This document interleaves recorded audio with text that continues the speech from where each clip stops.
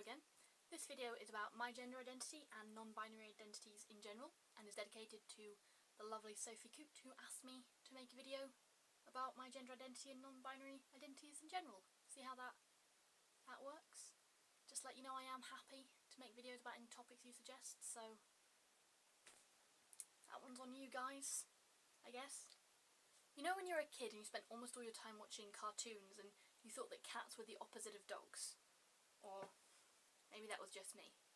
But the way you saw them in the media, they were always presented as very distinct from each other and opposite, and you had cats and you had dogs, and they were the opposite of each other.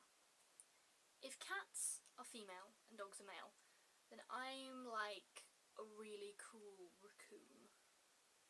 Non-binary gender identities are gender identities that don't fit into the traditional gender binary of male and female. This could be someone like me, who views their gender identity as somewhere between the two, incorporating some aspects of both and some aspects of neither. Some people identify as third gender, so they have one whole gender identity that's completely separate from male or female.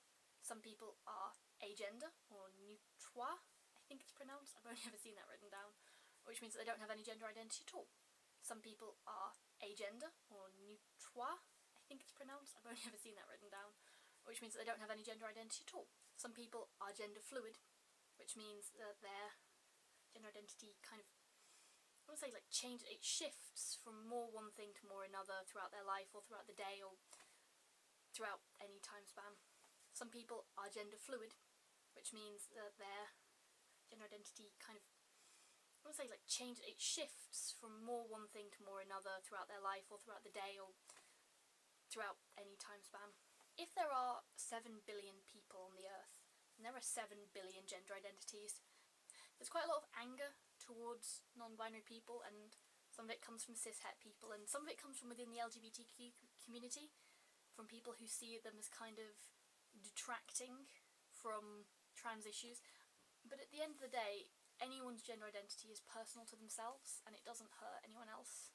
It really doesn't. So some notes to take away from this.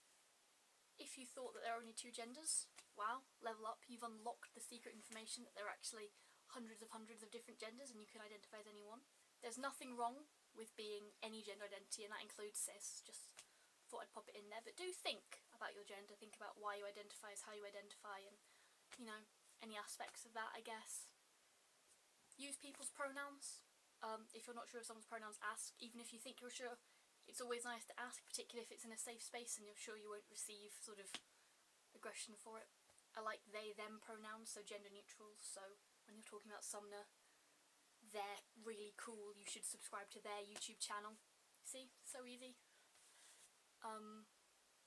Anything else to take away from this? Yeah, just pop below if you have any more questions. This is very light on the surface stuff, and obviously there's lots of stuff to go into. And also, I'm not an absolute resource. I'm going to link to some channels of people that I like a lot about trans issues and non-binary issues and LGBTQ issues, so you should check them out because they're very educational and fun. They're fun-educational. Big on the fun-education here at Wrapped Up in a Book. Bye for now.